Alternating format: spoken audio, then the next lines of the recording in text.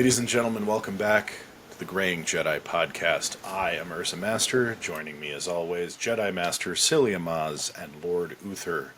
Today we venture back out to a galaxy far, far away, a long, long time ago, to visit our friend, the Mandalorian, and an unexpected episode with the convert. Jedi Master Cilia Maz, tell us about this episode. Thank you, Jedi Masters, Lord Uther and Urza Master. And thank you, Graying Jedi fans, for coming along on the ride of Mandalorian Season 3. We are on Chapter 19, The Convert. First aired on March 15th, 2023. It was directed by Lee Isaac Chung, first-time director for the series. Lee came to prominence with his 2020 drama, comedy, sentimental feature film Minari.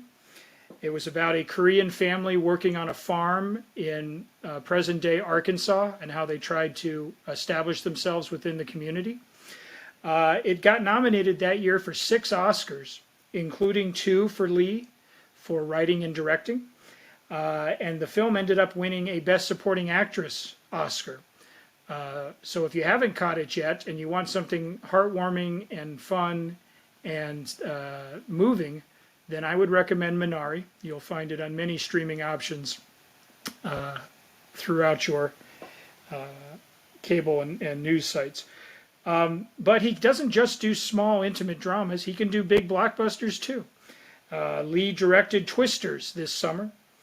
And so far, that sequel to the Jan de Bont 1996 weather thriller has grossed $225 million and climbing. It's also spawned a hit country soundtrack. And it's given the global box office a needed boost here in the late summer. So we know he can do big, he can do bold, he can do small, he can do intimate. We'll see how he does with future Star Wars. He's also going to be one of the directors for Skeleton Crew, which is the upcoming Star Wars meets the Goonies meets Stranger Things kind of Amblin 1980s ode. And we'll be seeing some of Lee's work in December when that show drops on Disney+. The show was written, this episode, by showrunner and producer Jon Favreau, and he co-wrote it with Nora Kluwer. Now, Noah was a staff writer for the Book of Boba Fett, worked on all 7 episodes, but whatever his contributions were, and I'm sure they were legion, he never graduated to the on-screen credit. Those were handed out to Jon Favreau and Dave Filoni, as you might expect. But here, he did the work, and as a result, he shares credit this week with Jon Favreau, which is an interesting place to start here on this episode, because you're sitting along watching this sort of James Bond opening for The Mandalorian. We have the resolution of the cliffhanger from last week. He's bathed in the living waters. He's been, quote, redeemed in his mind. He even grabs a sample for proof. And then he ends up going back to the moon with Bo-Katan and R5-D4 and Grogu, and they're under attack by a squad of TIE interceptors and TIE bombers. The bombers make short work of Bo-Katan's castle, so she's going to need a new place to crash. The interceptors pay the price for their defiance and are wiped out by her starfighter and his N1 starfighter. And we get a great space battle, atmosphere battle early on.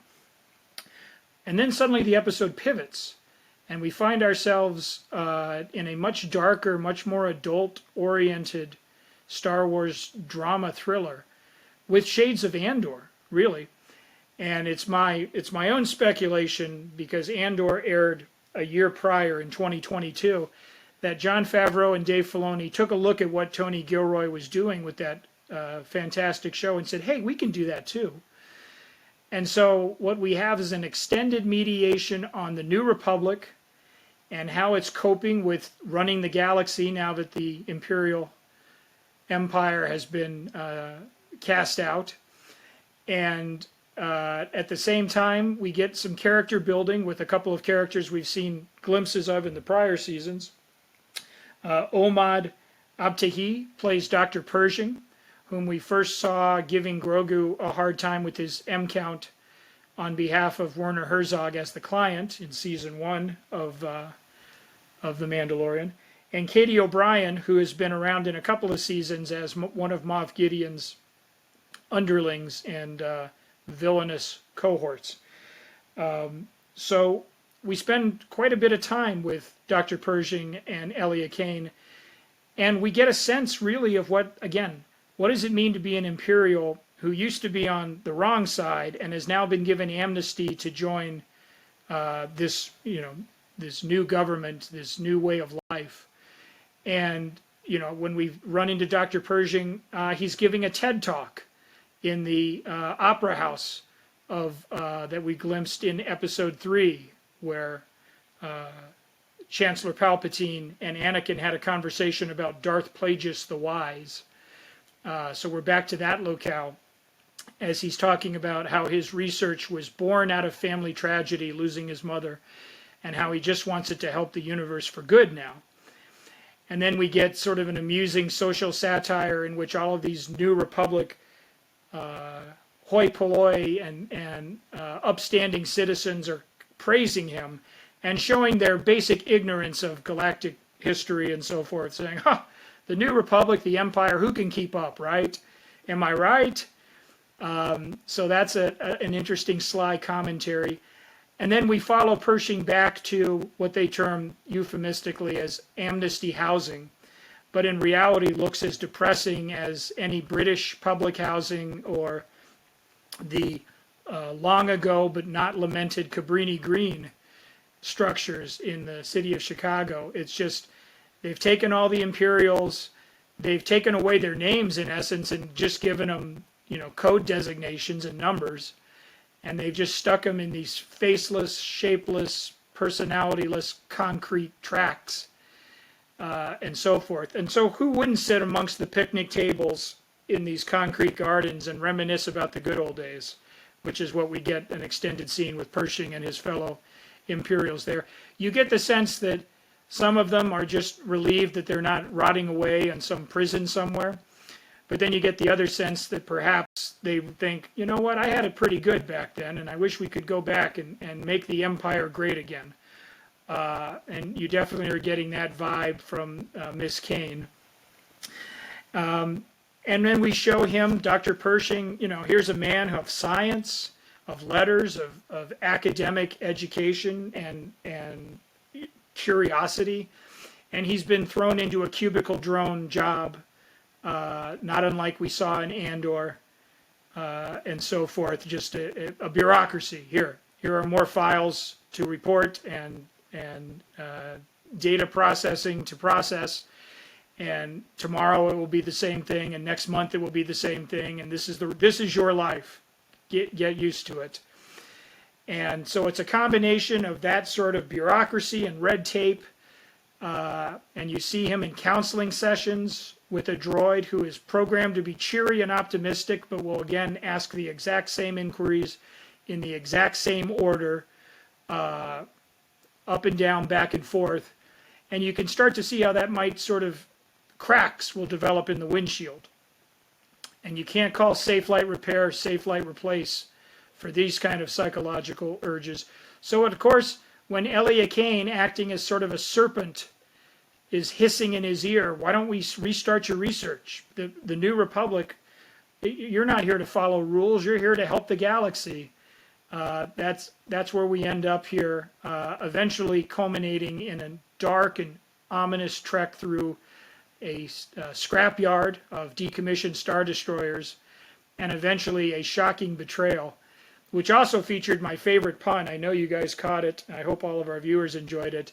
When there's a Mon Calamari technician getting ready to mind flay our Dr. Pershing, who's been set up, obviously, by Elia Kane. And he says, no, she set me up. It was a trap. And the Mon Calamari gives a little head nod, like what? It's a perfect little Easter egg hidden there and so forth. And I giggle every time I see it. And then we're back to the Mandalorian, guys. It's almost like an Andor sandwich in between two things, because then Din Djarin leads Bo-Katan to the culvert where the Mandalorians have taken refuge, and establishes his bona fides as being redeemed. And we put that entire subplot of him trying to regain his honor and become part of the clan again, the Children of the Watch, that seems to be over. But now they've dragged poor Bo-Katan into it, and based on her potentially glimpsing the mythosaur in the living waters, she may be a little more receptive to beliefs as opposed to her early sort of secular skepticism that she had over Din Djarin and his followers. I only hope we don't lock Katie Sackhoff under her helmet for the rest of the season, because that's obviously part of joining this faction. And I'd hate to say it when she has such lovely auburn hair and so forth, and a killer stare down when she wants to burrow her eyes right into you and get your attention. But gentlemen, where are we on a supersized, super duper chapter 19 of The Mandalorian? Oh, okay. So I think I know the purpose of that little interlude with Dr. Pershing, and I'm going to want to hear your feedback on that. I mean, and I know we just went through this in another podcast that we do, trying not to base our thoughts on this episode off of what happens during the season, because this is, again, another series that the third season has so many ups and downs and just inconsistencies. But to me, this is a really solid episode. I see a lot of Starbuck in Bo-Katan for obvious reasons. If you've seen whatever was the latest rendition of BSG, she even does a maneuver where she takes her ship and almost turns it around like gliding in space, and it's something she did a lot with the Raptors when she was flying them in Battlestar Galactica. So I don't know if they did that on purpose as almost a nod to that, but as a Battlestar Galactica fan, I love that. I like how they took the travel biscuits and the evolution of Dr. Pershing using them or interacting with them, how it aligned with him changing to get to the point that he was willing to go into that lab. Like, first he gets the biscuits and it's kind of toiling around his head. Then he opens them up. And then he starts eating, and it just lines up with him going to the idea. And he's using the justification of science, right? Like, I want to do my science. So if I have to use some imperial stuff, then that's what I'm going to do. And all of this harkens back to what Urza Master has said many, many times. It's one of the greatest points. He has many great points, but we already know that. Yeah, you're welcome. But, the idea of is life any better? Is this rinse and repeat in the sense of you go from one overbearing form of government or whatever, and now here's another one in a different form that should be better because they allegedly defeated the evil of the Empire, but is it really any different? And so that's just something else, I think, for viewers to consider in a sense. And then, the ending to me was fantastic. Is Bo gonna hold on to these thoughts of being a part of this clan in a sense? And like you said there, Jedi Master Celia Moss, is she gonna take that helmet off again or not? I guess we'll see. But again, props to all these people in the Mandalorian outfits where we can't see their faces. That was really kind of sticking in my mind, because Katie Sackhoff, I think she's an excellent actress, but I could almost see her face through her mask with the way she was just, or whoever was in the outfit at that time, just tilting her head and moving around, like you could almost read what she was thinking. And who's gonna ride that mythosaur? We should take bets on that one, because some people are going to say Mando, some might even say Bo, some might say Grogu. So, we'll address that question. How about this? When we go to give our lightsaber ratings, I want everyone to say who they think is going to ride that mythosaur, because we're going to see that mythosaur. I mean, let me rephrase that. We need to see that mythosaur. If they waste the opportunity to use this, whether it's in the movie or it's in the series, they better not waste it, because you have a chance to do something incredibly cool. I mean, just the way we saw the mythosaur underwater makes you question how huge this thing is, how powerful it is. We thought rancors were kind of BA. The mythosaur might be the biggest BA of all here. We'll have to find out. Great episode. I still miss the Razor Crest. Sorry. I want it back. I love that ship almost as much as I love the Millennium Falcon. Urza Master, what say you? I also miss the Razor Crest. Yeah. I like the N1 Starfighter, don't get me wrong, but like I am for the NCC 1701 and all of the subsequent letters, I like a big ship where you can move around and have some set space. That being said, I thoroughly enjoyed this episode because I did get the distinct notion of Andor here, and kind of highlighting that sort of like blah, gray kind of, I don't know, pedestrian sort of evil of government, I guess, regardless of what kind of government it is. It felt very 1984. So I was enthralled. That whole circumstance was just so Coruscant and so like underground government slash anti-government slash, uprising empire, return of the empire, however you want to view it. I ate it up. And I definitely think there's utility there with having some of that in the background. Certainly you had to connect Andor and Mando at some point. I feel like to just say that suddenly after the Empire everything gets to be rivers of chocolate and rainbows, okay, come on. Like, we all know better than that. And like we saw with the prequel movies, none of this governmental body stuff is ever good. Like, it's always flawed. And there's always some underground to something everywhere. And that's why I liked the idea of telling these stories that are outside of the Skywalker purview, is that there's a lot of other crap going on. Like, you could have a very effective spy thriller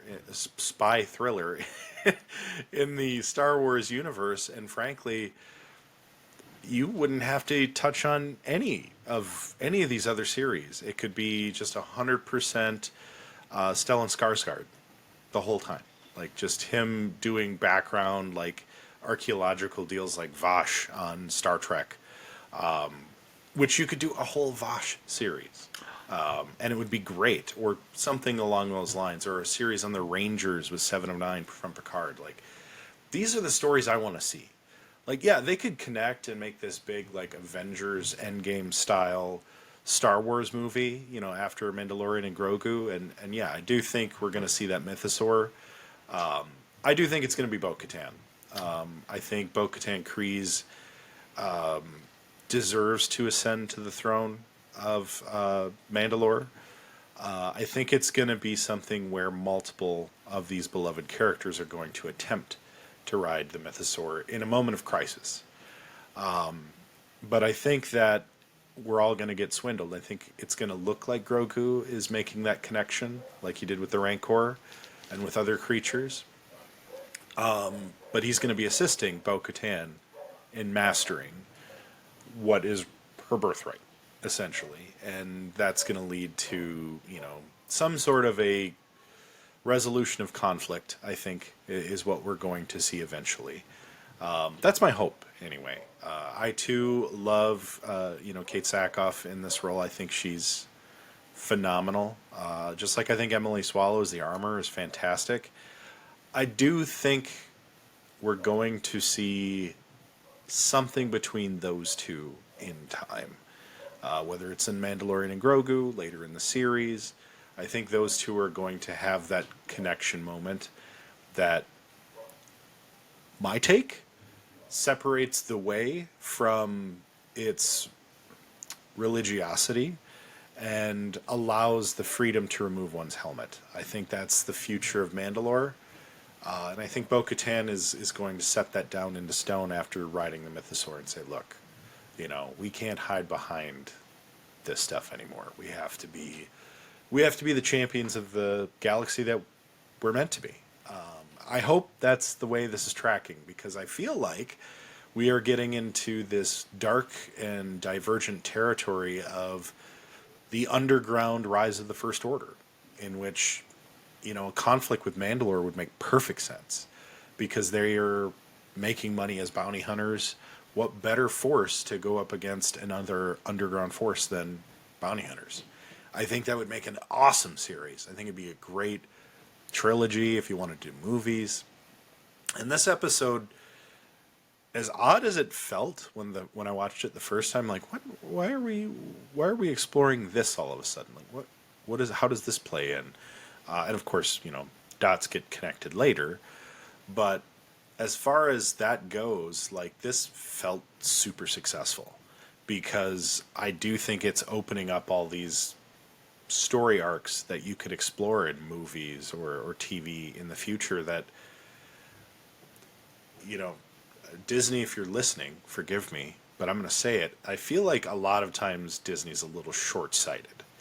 They kind of don't pick a good spot to end stories. They wrap up a lot of loose ends that could invite really significant storytelling and be a long-term moneymaker.